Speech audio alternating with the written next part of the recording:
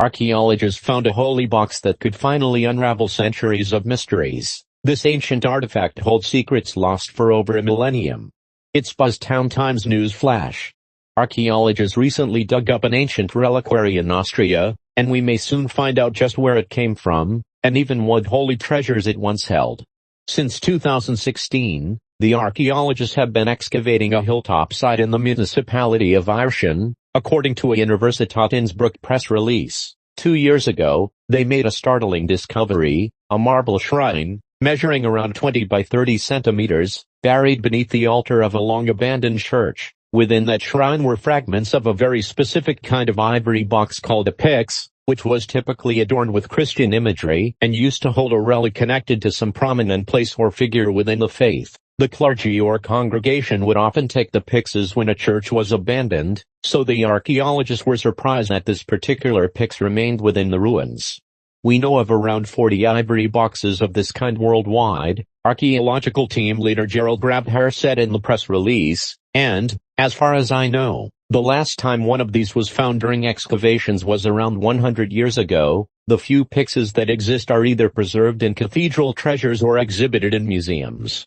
Ivory, especially ivory stored on the ground like in the marble shrine, absorbs moisture from its surroundings and is very soft and easily damaged in this state, Ulrika Tuchterl, who heads the restoration workshop in Innsbruck, said in the press release. That's why the last 2 years have been devoted to preserving and protecting these fragments. The larger pieces, over the centuries, have become deformed, making it impossible for the team to physically reconstruct the pyx in its entirety. However, they're working on a 3D reconstruction. After a prolonged drying process, the archaeologists revealed what they discovered about the pyx, and what they hope to find in the future. The pyx's decoration, the team determined, draws a connection from the biblical figures of the Old Testament through to what they believe is a depiction of the ascension of Christ. Its imagery begins on one end with a depiction of a figure at the foot of a mountain, turning his gaze away and a hand rising out of the sky above him, placing something between the person's arms.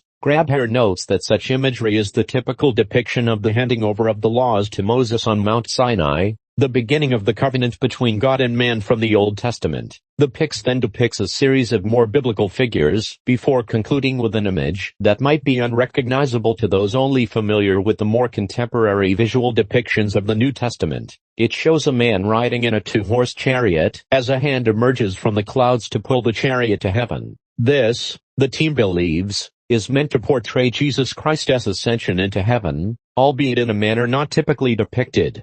The depiction of scenes from the Old Testament and their connection with scenes from the New Testament is typical of late antiquity and thus fits in with our pyx, Grabherr said of the imagery. However, the depiction of the ascension of Christ with a so-called biga, a two-horse chariot, is very special and previously unknown. But there's so much left to learn about the pyx. For example, where did the ivory that made the pyx, or the marble of the shrine that held it, come from? On the one hand, we still need to determine the exact origin of the marble, Tuchterl said regarding the goal of the analysis currently underway, and we also want to specify the origin of the ivory and the elephant using stable isotope analyses. Metallic components, the hinges of the pyx were made of metal, are also still being examined, as is the glue that was used for the ivory. In addition to the metal found with the pyx, the reliquary's hinges, the archaeologists also uncovered fragments of wood. We are particularly interested in the type of wood and its origin,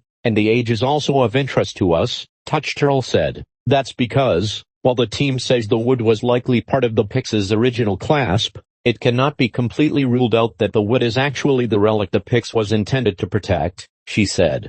After all, wood alleged to be from the cross where Jesus was crucified still circulates in religious circles. Just last year, one such piece of the true cross was presented as a gift from Pope Francis to King Charles III for his coronation.